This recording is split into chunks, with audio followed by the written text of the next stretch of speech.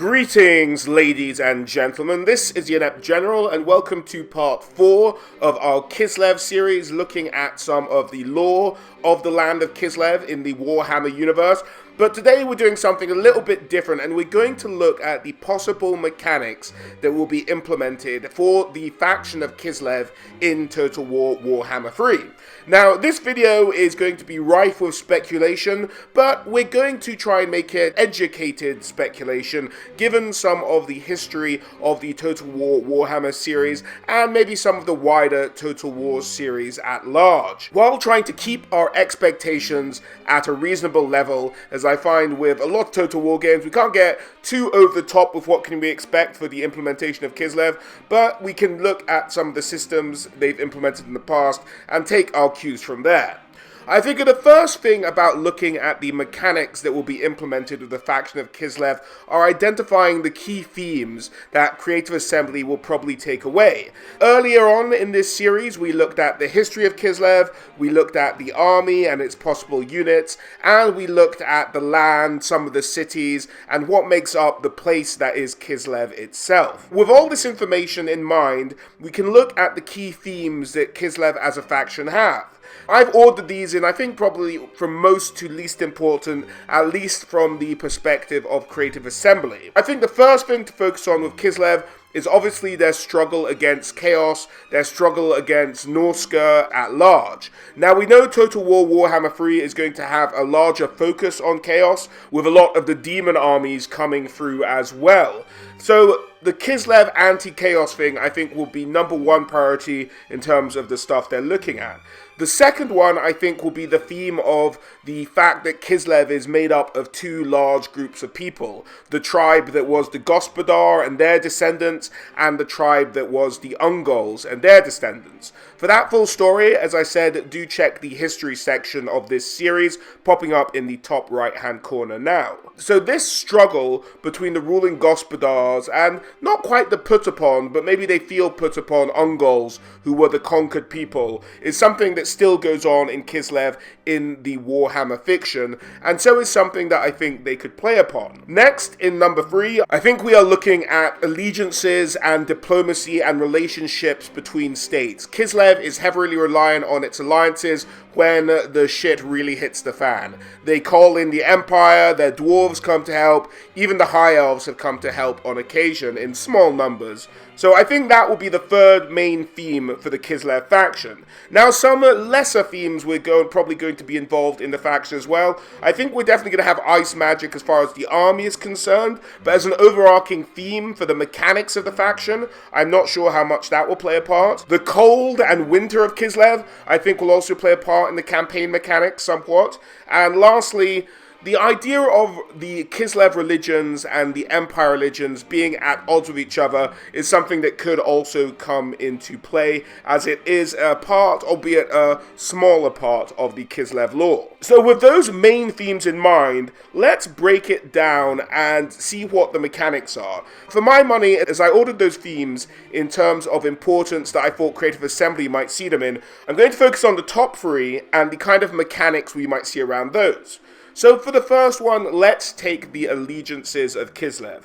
Now, traditionally, Kislev has been very firm allies with the Empire, the Dwarves, and the High Elves. So the way that this could play, in my mind, is that for the allies, when stuff really gets difficult for Kislev, they often ride to its aid. Because Kislev, for most of the time, is fighting off chaos, and the Empire doesn't really have to deal with it. The Dwarves, a little bit, but they have bigger problems in the Greenskin and the Skaven. So really, Kislev does a lot of the small mop-up jobs, so when they need help, the others come to help out. Now, there's a couple of ways this could play out in terms of the campaign for Kislev, and I'm going to order these in terms of how likely I think they are to show up in the campaign, and I think I will always start with the simplest notions, because they're the most likely to make an appearance. And the simplest way you could do this is by taking something of a system we've seen before in the Lizardmen faction. Now, the Lizardmen have the ability to do missions and then get access to blessed versions of their units. Now, what this could translate as for Kislev is you do missions either for your allies, which we've seen in the game already, already, or you do missions just for yourself, take over a certain settlement, defeat a certain Norscan army, whatever it is, and you get access to not blessed units, but allied units. So you could get access to some dwarven hammerers, or maybe just some dwarf warriors. You could get access to some halberdiers from Ostland. Stuff like that, and I think as long as you limit this, and maybe keep it in a separate pool, almost exactly like it works for the lizard men, I think that would be a fair enough implementation for the degree that allies come to help. A step down from that, and a little bit more complex, but still fairly realistic, I think, is an idea of calling for aid. Now, this would look a lot like the Hellbrun faction idea for her campaign. When you sacrifice enough slaves, you get that blood army that goes down and tries to kill Ulf-1 by itself. It's AI controlled, it's got nothing to do with you really, it just kind of roughly targets them and goes.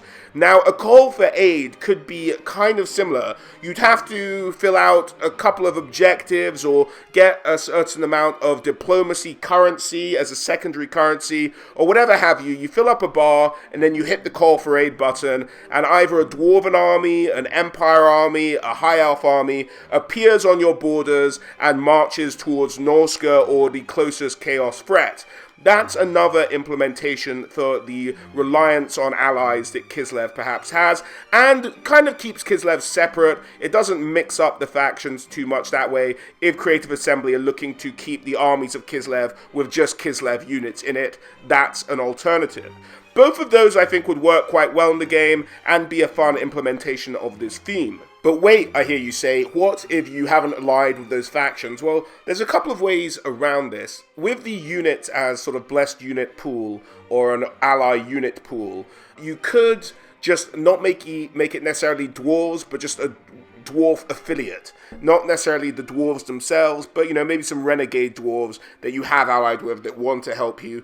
Or alternatively, just make it available for every other army in the game except for Chaos, the Norsca, and the Beastmen, that they can lend you troops, and maybe Skaven as well, that they can lend you troops. But the others, maybe not, at least from a lore perspective. Now, as far as the versions go, it's kind of difficult to become allies with some of those factions anyway, but it is a possibility as far as the bad guy faction goes. But I think maybe just making it rogue elements of greatswords or hammerers, maybe more than necessarily the actual dwarves themselves, is a way around that if you haven't allied with those factions in the game, to allow you that playing flexibility to do whatever you want within the Warhammer world. The third idea relates back to my army video on Kislev, and I mentioned the fact that ambassadors could be a pivotal hero for the Kislevites because they rely on these allegiances and diplomacy, and one of their missions could be you travel to a certain city and you do a diplomatic mission, and that's what rewards you the units. So Kislev has to have a lot of ambassadors wandering the land of the Warhammer world to try and pick up these blessed units or these units that are from other armies. That's a possible implementation of how this system could work, rather than filling in a bar of missions or a secondary currency. Is how far can your ambassador travel? Can he get another unit by going to X, Y, or Z destination? That could be a way of doing it, but you'd have to give the ambassadors experience for just moving around the campaign map, which is a way you could possibly do that as well. So just another way to look at it, but I think that's a bit more speculative than the other two ideas, although it does tie into them slightly. I did consider the idea of having an ally system to win, but there's already that in place. If you, particularly in the Mortal Empires campaign, if you make enough allies covering enough territory, that's one of the victory conditions of the Mortal Empires campaign. So not really needed to add in a win condition for making allies in Total War Warhammer as it is. It already exists. So moving on from the allies system, we're going to look at the Ungol and Gospodar relationship.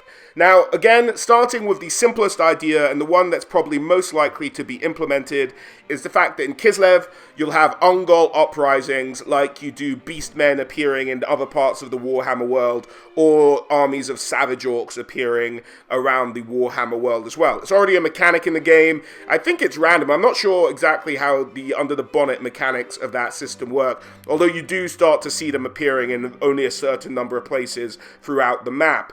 But that would be the way that I would play, just a random Ungol uprising, turns up, and it would be a slight nod to a massive problem at the launch of Total War Warhammer 1, where you had these Norscan armies spamming just armies of missile cavalry. And as the Ungol's main unit, that's kind of what it would look like. They might have some Khazars in there as well, but an Ungol army would be a lot of missile cavalry spawn similarities. So they might try and avoid that, maybe make those armies a bit more complicated. With the unit expansion, they might try and throw in some more Ungol units there as well, make those armies a little bit interesting. But that's the simplest way they could implement this Ungol-Gospodar relationship, just these Ungol uprisings. Now, they could do it through a legendary lord as well. I have discussed in the army section of this series a legendary lord possibility by the name of Navina, made an appearance in the role-playing game, but was very much this figurehead for the Ungol people in terms of militaristic capacity. They always have the hags for their spiritual leadership and kind of guiding them as a council, but in terms of military heroes, he seemed to be top of the list. And so they might introduce him as legendary lord, and if you play as one or the other, there might be a fight off there where they can't actually confederate with each other and they have to fight it out to see who runs the majority of Kislev. That's a possibility of the way they might play it out as well, just through a legendary lord, if not Nivina in particular. A third one, and perhaps a little bit more out there, is the idea of loyalties of Kislevite cities. Now, you'd have to limit this to cities within the borders of Kislev, and it would maybe work like the loyalty system of armies, but I think this would be a bit too tricky, and you couldn't implement it across the whole faction cities. You'd maybe have to do missions for cities, keep them safe, stop raiding for a certain amount of times, or an Ungol unrest will kick off in that particular territory. But there's already that rebellion mechanic if people are raiding in your territories anyway. I think it's just a bit too complicated as a system to implement, so I doubt we'll see it. But it's another way they could possibly approach it, as we have seen them toying around with the idea of loyalty before. And maybe they might introduce the idea of Ungol generals, and the Ungol generals you have to keep happy, but the Gospodar ones will always be loyal. Maybe something along those lines. But loyalty, I can see maybe playing a part in their implementation of this theme for Kislev. And then finally, let's move on to the one that I thought was probably most important to Creative Assembly, and that is the idea of Kislev being the bastion against Chaos and Norska. This could work in a number of ways. One of the simplest mechanics in the campaign I see being implemented here for Kislev as far as Chaos and Norska campaign is the idea of controlling Chaos corruption in your territories. This will be a huge problem for Kislev, but I see it working very much like the campaign for Alariel, the Ever Queen.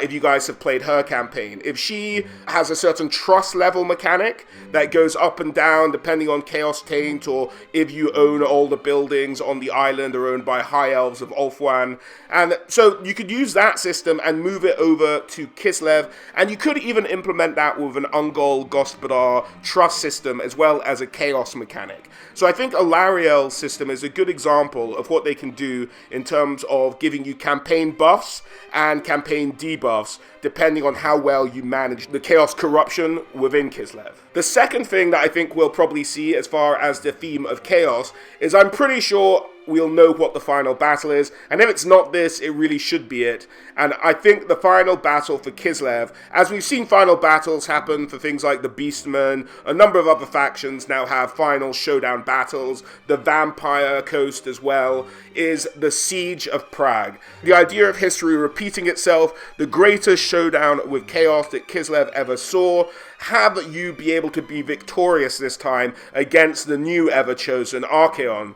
And I think that's the way it should go out. By the time Total War Warhammer 3 is out, we'll probably have Chaos Demon armies, if not all of them, then at least a couple of them with the starting game, I imagine.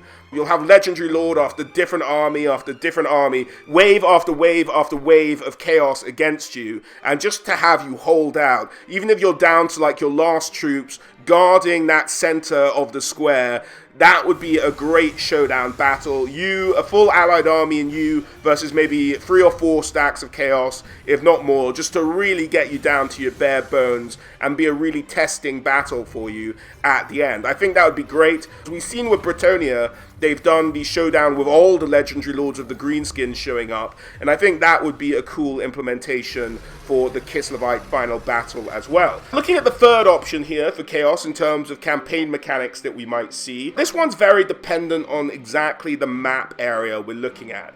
And there's a bit of a debate over whether Total War Warhammer 3 will move north or east in the Warhammer world map, because to the east are many of the factions they haven't done, the Ogre Kingdoms, the Chaos Dwarves, stuff like that lies eastward.